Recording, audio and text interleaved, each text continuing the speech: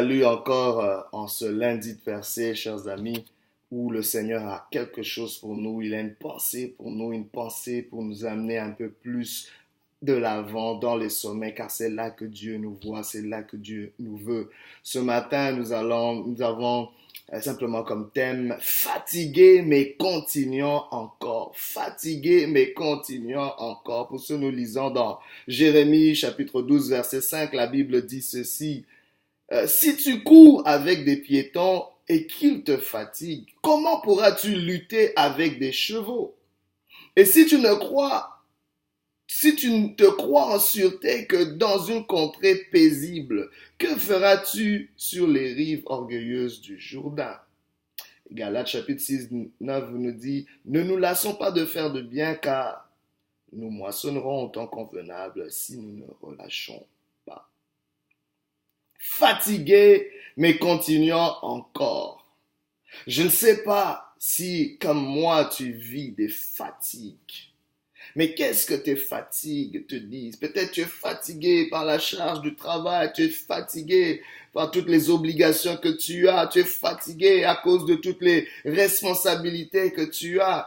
Et parfois cette fatigue te pousse à jeter l'éponge. Parfois cette fatigue vient te pousser à arrêter ou bien te donne l'impression que tu n'y arriveras pas ou te donne l'impression que tu es moins que rien ou cette fatigue a tendance parfois à te diminuer et t'amener tu es peut-être au bord de la dépression. Mais laisse-moi te dire, il y a une bonne nouvelle. Le Seigneur te dit fatigué. Mais tu peux encore continuer, fatigué, mais continuons toujours. La fatigue dans ta vie n'est pas synonyme de faiblesse. Ta fatigue n'est pas synonyme de faiblesse. Parfois, ceux qui sont plus forts parmi nous subissent aussi la fatigue, connaissent aussi la fatigue. Jésus a connu aussi la fatigue. Pensez à ce Seigneur qui portait cette croix lourde pour toi et moi. Et sur ce chemin de la croix, il y avait de la fatigue. À quelques reprises, il a pu tomber. Mais laissez-moi vous dire, il y avait un but beaucoup plus grand que la fatigue. Ce matin, j'aimerais te dire que Dieu a un plan beaucoup plus grand que ta fatigue. Fatigué, mais continuons encore. Nous avons lu dans ce texte de Jérémie. Et si tu cours avec des piétons et qu'ils te fatiguent, comment pourras-tu lutter avec des chevaux? C'est Dieu qui s'adresse à son serviteur Jérémie qui était en train de se plaindre, de dire, mais comment les méchants prospèrent? Comment il y a toutes ces choses, cette méchanceté? Nous ne voyons pas la justice, nous ne voyons pas les choses s'améliorer. Et Dieu lui dit, écoute mon fils, si tu peux seulement vivre quand les choses sont favorables, mais comment vas-tu tenir? Comment vas-tu tenir quand les choses seront plus difficiles? Ou si tu es en train de te plaindre juste pour les contraintes qu'il y a, Dieu n'est pas en train d'ignorer ce que tu vis, ce que tu endures, mais il est en train de te dire qu'il y a parfois encore pire que ce que tu vis. Et si Dieu te voit dans ça, ça veut dire que tu peux surmonter ce que tu vis déjà. Alors c'est parfois notre fatigue, c'est justement changer de perspective et de dire que cette fatigue, je la ressens, elle est là, je ne la nie pas, mais elle ne peut pas être synonyme de mon abandon, elle ne peut pas être synonyme de mon arrêt, elle ne peut pas être synonyme de la diminution de mon avancée ou de ma percée dans la vie. Tu vas percer malgré la fatigue. Tu vas atteindre le but malgré la fatigue. Fatigué, mais continuons encore. Continuons encore. Laissez-moi vous dire que la fatigue est quelque chose, parfois elle peut être physique, elle peut être émotionnelle et parfois même spirituelle. C'est important d'identifier la source de cette fatigue. Comme nous avons vu dans ce texte, l'homme de Dieu, le prophète, était en train de lutter avec des choses. Dieu lui donne cette analogie. Tu es peut-être en train de marcher à une certaine vitesse. Tu es en train de courir avec des piétons, mais tu es fatigué. Mais il y a une course qui s'en vient qui sera encore beaucoup plus intense. Que vas-tu faire dans ce cas-là? Ou est-ce que tu te crois seulement en sûreté quand tu es dans une contrée paisible? Mais que feras-tu quand tu seras dans les rives orgueilleuses du Jourdain? Que feras-tu? Réalisez que la fatigue que nous vivons maintenant est parfois simplement un avant-goût de plus grandes pressions qui viendront dans la vie. Ou Faites cet exercice, regardez en arrière les fatigues que vous avez surmontées. Vous avez surmonté des courses assez intenses autrefois, dans lesquelles vous pensiez que vous n'alliez même pas vous en sortir. Mais voici, vous êtes aujourd'hui dans cette course et peut-être prêt à jeter l'éponge, peut-être épuisé. Tu es épuisé, peut-être que à cause de toutes les charges que tu as, t'occuper tes enfants, tu es là, tu as peut-être des grosses responsabilités au travail, il y a des gens qui dépendent de toi, ou bien il y a des contraintes, ou tu as peut-être peur de perdre ton emploi, ou peut-être peur de ne pas être à la hauteur, tu es obligé, tu te dis je suis obligé, mais tu dois d'abord accepter au-dedans de toi que cette fatigue n'est pas synonyme de mon arrêt, cette fatigue n'est pas synonyme de faiblesse, cette fatigue ne va pas m'arrêter, il y a une force que Dieu a pour moi. La Bible déclare que le faible dit je suis fort, je suis fort. Il y a une force que Dieu accorde à ceux qui reconnaissent leur fatigue. Il y a une force que Dieu donne à ceux qui reconnaissent leurs limites. Il est temps peut-être de reconnaître cette limite, mais ne pas dire que cette limite est la limite de ma vie. J'ai des limites, mais c'est pas ça qui va m'arrêter. J'ai des limites, mais c'est pas ça qui va me faire reculer, car Dieu me voit au sommet, Dieu me voit vers l'avant.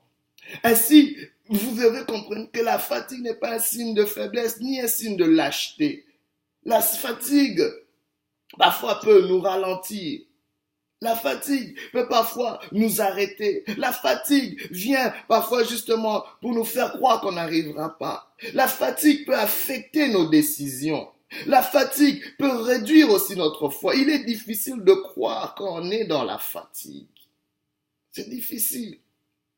Alors c'est un élément qu'on ne doit pas ignorer, qu'on ne doit pas non plus négliger cette fatigue, parce que cette fatigue accumulée peut t'amener à la dépression. Cette fatigue accumulée peut aller même réduire la qualité de tes décisions. Il faut à un moment donné que tu t'arrêtes. Il faut à un moment donné que tu fasses ce bilan. Il faut à un moment donné que tu regardes cette fatigue en face. Tu dis, est-ce que cette fatigue va m'arrêter ou je veux continuer malgré cette fatigue? Mais si je dois continuer malgré cette fatigue, qu'est-ce qu'il me faut? Qu'est-ce qu'il me faut pour continuer malgré cette fatigue? Laisse-moi te dire, l'une des premières choses qu'il te faut, bien-aimé, c'est de reconnaître tes limites afin de les compenser. C'est important, bien-aimé, de dire peut-être cette fatigue me fait comprendre que j'ai atteint mon maximum ou j'ai peut-être atteint mon optimum, mais il faut que je compense cela. Tu peux le compenser en déléguant, tu peux le compenser justement en t'associant avec d'autres personnes, tu peux le compenser peut-être à aller chercher certaines sources d'énergie en faisant des petits breaks peut-être dans ta routine quotidienne. Oui, arrête un moment donné, peut-être ne fût-ce que pour 5 minutes, peut-être pour 10 minutes seulement, à faire quelque chose d'agréable, à faire quelque chose. La fatigue, vous savez, le repos n'est pas forcément l'absence d'activité, mais c'est le changement d'activité. Parfois, ce qui nous tue le plus, c'est de rester dans une routine qui nous épuise. Alors, à un moment, tu peux casser ce cycle en disant, je veux lire un livre, peut-être pour 10 minutes, ou je sais pas, je veux appeler un ami pour peut-être 10 minutes, ou je veux faire un peu de sport pendant je sais pas quelques minutes, ou je veux louer Dieu pendant quelques minutes.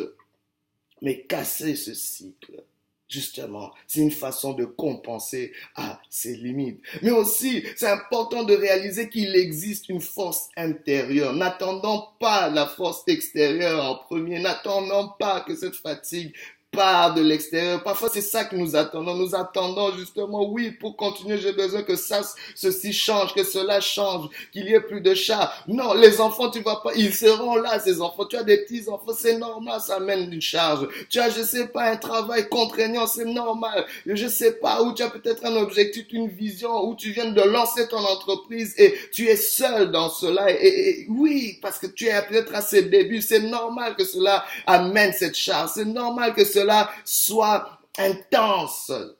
Donc n'attends pas que ces choses extérieures changent, mais réalise qu'à l'intérieur, il y a quelque chose qui peut changer. De l'intérieur, il y a une force qui peut t'envahir. Le Seigneur est celui qui veut te donner cette force qui viendra du dedans et va s'extérioriser. Il y a une force qui va s'introduire dans ton esprit. Mais la Bible te donne une formule pour recevoir cette force qui vient d'en haut, cette force qui vient de l'Esprit de Dieu à ton esprit et qui va se transférer sur ton âme et ainsi toucher ton corps. Cette force va atteindre ta volonté, va atteindre tes émotions, va atteindre justement ton mental, tes pensées et va finalement atteindre ton physique. La Bible dit que ceux qui se confient en l'Éternel renouvellent leur force. Ils marchent sans se lasser. Ils courent sans se fatiguer. Ils renouvellent leur force comme les aigles, comme l'aigle qui se rajeunit à un moment donné. L'aigle, quand il atteint un certain cycle, il s'isole. Il prend une retraite. Pas une retraite pour achever sa course, mais une retraite pour recycler sa course. Aujourd'hui, tu as besoin d'un recyclage comme l'aigle. Ton recyclage se trouve dans la confiance. Ton recyclage se trouve dans un moment de retraite. Un moment de retraite où tu sors un peu de ton environnement. Un moment où tu fais un recul. Un moment où tu changes de perspective. À ce moment-là, l'aigle, qu'est-ce qu'il fait? Il est en train justement de dépouiller les vieilles plumes, de casser le vieux bec. Il est temps maintenant de casser peut-être les anciennes façons de faire, les anciennes façons de voir.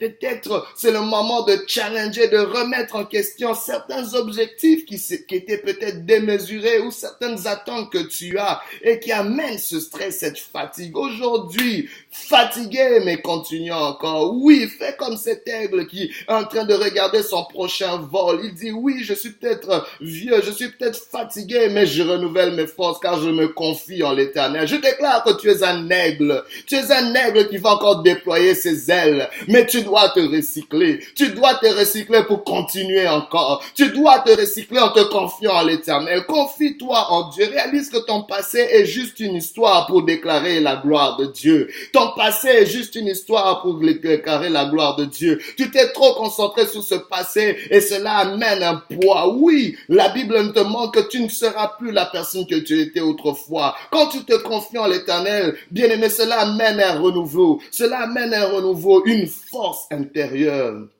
Mais laisse-moi te dire, ce qui nous permet encore de continuer, c'est le plan de Dieu. Et tu dois réaliser qu'il y a un plan de Dieu. Dieu a un plan pour toi. Un plan qui est beaucoup plus grand que ton environnement. Un plan qui est beaucoup plus grand que ta fatigue. Oui, tu as peut-être été fatigué en marche courant avec des piétons. Mais bien aimé, laisse-moi te dire qu'il y a un plan. Dieu te voit courir avec des chevaux et il te voit vainqueur. Il te voit vainqueur. Dans cette analogie, Dieu est en train de dire à son prophète que je t'ai établi prophète des nations. Parce que tu vas courir même plus rapidement que des chevaux. Comment cela peut se faire? C'est seulement par le plan de Dieu. Si Dieu a décidé ainsi, tu pourras courir même avec des chevaux et vaincre. Dieu te voit comme un conquérant. Dieu te voit comme un champion. Dieu te voit dans les sommets. Dieu a un plan pour ta vie. Tu n'es pas juste venu ici pour accompagner qui que ce soit. Il y a une mission dans ta vie. Réalise que à cause de cette mission, Dieu va amener une provision. À cause de cette vision, Dieu va amener une provision pour t'aider à continuer. Regarde les buts. J'aimerais que tu puisses lever tes yeux aujourd'hui. La Bible déclare, je lève mes yeux vers le montagne. D'où me viendra le secours? Le secours me vient de l'Éternel. Mais laissez-moi vous dire, Dieu qui est un secours qui ne manque pas dans la détresse, secourra ceux qui ont les regards sur ses buts. Secourra ceux qui ont les regards sur leur plan. Il y a un plan divin, un plan pour ton foyer, un plan pour ta vie. Réalise qu'il y a un plan. Ne vis pas juste avec le train-train quotidien, la routine quotidienne. Non, élève tes perspectives et dis, il y a forcément un plan pour ma profession. Il y a forcément un plan de Dieu pour mon mariage. Il y a forcément un plan de Dieu pour ma santé. Il y a forcément un plan de Dieu pour mes enfants. Tu as peut-être des enfants malades. Tu as peut-être des enfants handicapés. Mais laisse-moi te dire qu'il y a un plan de Dieu pour eux. Ils sont peut-être différents, mais Dieu a un plan pour eux. Oh, je ne sais pas. Tu vis peut-être quelque chose d'anormal. Quelque chose que la société a déclaré anormal. Mais laisse-moi te dire, Dieu a un plan. Sinon, tu ne serais pas ici sur cette terre. Tu vis peut-être, tu es stigmatisé peut-être par ton statut social. Mais laisse-moi te dire que Dieu a un plan pour toi. Car le Dieu que nous servons est le Dieu qui accomplit ses plans à travers des lignes brisées, à travers des lignes courbées. Aujourd'hui, reçois-le. Si tu es fatigué, mais ne te lasse pas d'une chose. Nous l'avons lu. Galates 6:9 nous dit, ne te lasse pas de faire du bien. Ne te lasse pas de faire du bien. Ne te fatigue pas de faire du bien. Tu peux être fatigué, mais continue encore parce que tu continues à faire le bien. Continue à faire le bien. Ta fatigue ne te pousse pas à arrêter de faire le bien. Le bien que tu as commencé à faire continue. Mais parfois, parce que tu ne reçois pas de retour, parce que tu ne reçois pas la gratitude ou la reconnaissance des autres, cela te pousse à te fatiguer à faire le bien. Mais laisse-moi te dire, n'arrête pas, car le bien que tu le fais devant une seule audience. C'est Dieu qui te voit, Dieu qui est dans les cieux. Oh, tu t'es fatigué parce que tu as regardé ton audience, tu as regardé les gens autour de toi comme étant ton audience. Mais laisse-moi te dire que tu fonctionnes devant une audience composée d'une seule personne, et c'est Dieu assis sur son trône qui attend après toi, qui regarde à travers les potentiels qu'il a mis en toi, qui attend un retour de la force qu'il a investi en toi. Aujourd'hui, lève-toi. Mais aujourd'hui, s'il te plaît, si tu entends sa voix, n'endurcis pas ton cœur. Il y a quelqu'un qui est là pour toi. Il y a quelqu'un qui est là pour marcher avec toi. Il s'agit de Jésus-Christ. Il est passé par là. Il a porté sa croix. Il a porté cette croix pour toi et moi. Aujourd'hui, ne marche pas seul, s'il te plaît. Tu peux continuer si tu décides de ne pas marcher seul parce que tu te sens isolé, mère au foyer, monoparental, ou je sais pas ce que tu vis comme contrainte. Mais laisse-moi te dire que tu n'es pas seul. Aujourd'hui, il te tend la main, saisis sa main. Aujourd'hui, si tu entends son cœur, ouvre. Si tu entends sa voix, ouvre ton cœur et accepte-le dans ta vie comme Seigneur et Sauveur. Aujourd'hui, si tu l'avais peut-être laissé dans les oubliettes, récupère-le, invoque-le et il te répondra. Dans le nom de Jésus, tu n'es pas seul, fatigué, mais continue encore, car Jésus-Christ est celui qui t'accompagne. Il est l'ami fidèle, il te tient compagnie ce matin. Dans le nom de Jésus, que Dieu te relève, qu'il te fortifie et qu'il t'amène au port désiré, car il te voit au sommet. Tu y arriveras. Continue encore dans le nom puissant de Jésus. Alléluia.